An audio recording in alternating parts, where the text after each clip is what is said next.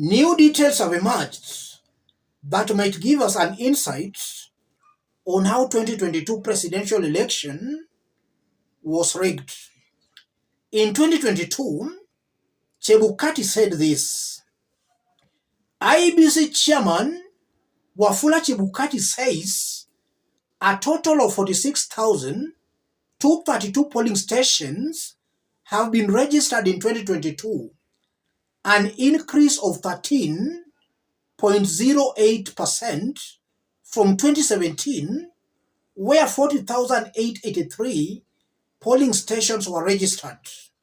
The number of registered voters has also risen from 19,611,423 to 22,120,458, equivalent to 12.79%.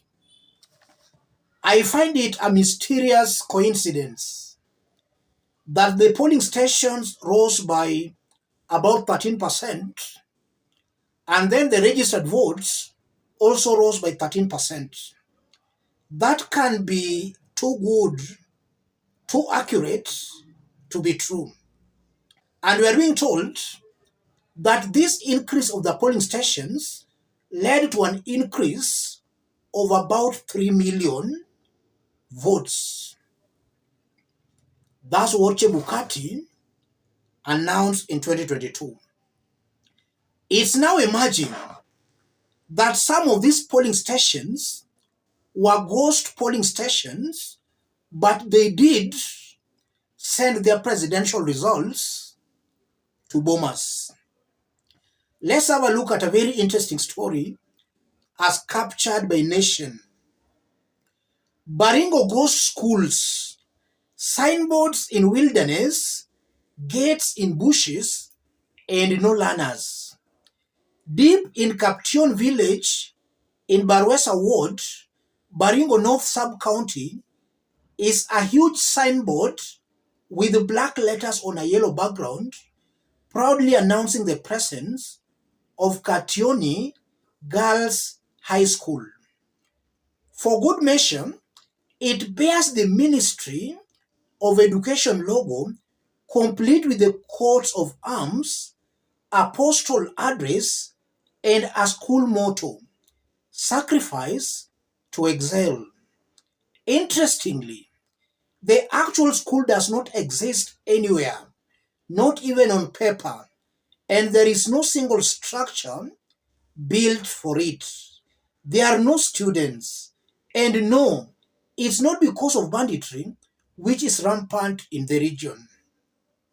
The signboard that sits on a grazing field, overgrown with shrubs, was erected over a year ago.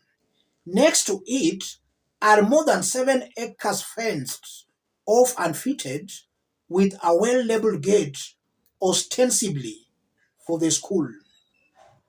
You are seeing that signboard there. The Republic of Kenya, Ministry of Education, Caption Girls High School, and you are even seeing postal address there. On top of all that, we are being told that that school has got even accounts where government's money, capitation money, is being sent. And we are also being told that there are other such schools in that area.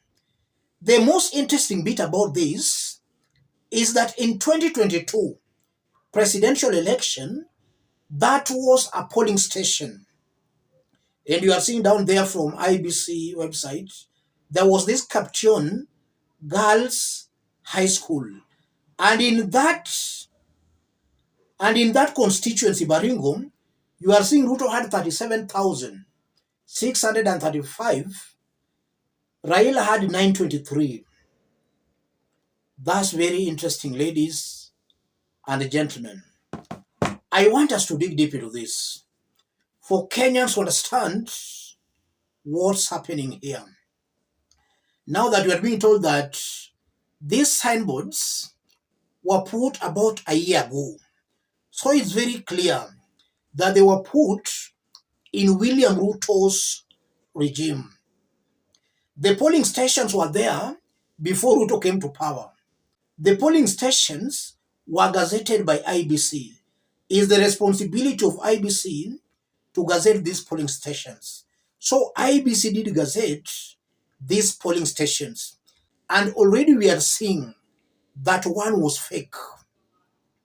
And then to make matters even worse, upon William Ruto coming to power, some people are going to erect some billboards confirming that those schools exist.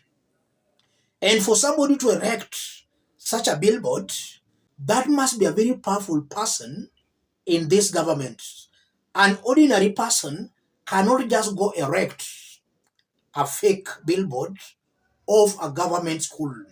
So it's very clear that those who might have put that fake polling station before the elections are clearly the ones who have now erected that big billboard. Let's dig deep into this for Kenyans to understand what this means. If you are watching us but you have not yet subscribed, subscribe, give this video a like. Let's proceed. So what's happening here, ladies and gentlemen? Let me start by saying this. These fake schools were used as ghost polling stations, and they were clearly used to rig 2022 presidential election. And I'm saying that because there was an increase of about 6,000 polling stations. These 6,000 polling stations, we are also being told from the increase in the number of voters who registered that there was an increase of about 3 million votes. So you can just tie the dots to understand the correlation between the additional polling stations and the 3 million additional votes. So the people who created these ghost polling stations are the same ones who are erecting those billboards, most definitely, to loot from public coffers. In that, government will be sending money to those fake schools' accounts. I think that's coming out very clearly. And then secondly, this is a confirmation that 2022 presidential election was not credible. It had so many loopholes and so many unexplained figures. It's very unfortunate that the Supreme Court, all the judges of the Supreme Court, could not even identify these open anomalies. The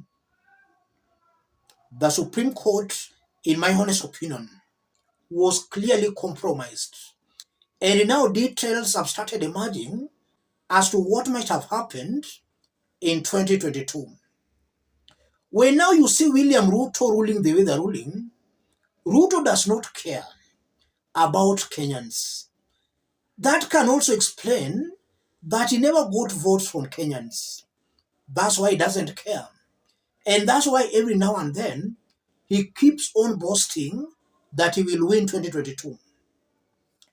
A few days ago, there was a meeting between Ruto, Ford Kenya, and ANC where Ruto just stamped that he will win 2027 without the Luhya votes. You are seeing as to why Ruto is just stamping. Let me stop it there, ladies and gentlemen. If you are watching us, but you have not yet subscribed, subscribe, give the video a like. Any person watching us outside Kenya, drop a comment, let us know from which part of the globe you are watching us from. If possible, subscribe, give the video a like. This new revelation confirms clearly that indeed there were ghost polling stations that were used to rig 2022 presidential election. And with the margin that was there between Ruto and Raila Odinga, the margin of votes was less than 200,000. You are seeing clearly as to what might have happened. Kenyans did their part. IBC overturned the will of Kenyans. Let's meet in our next analysis.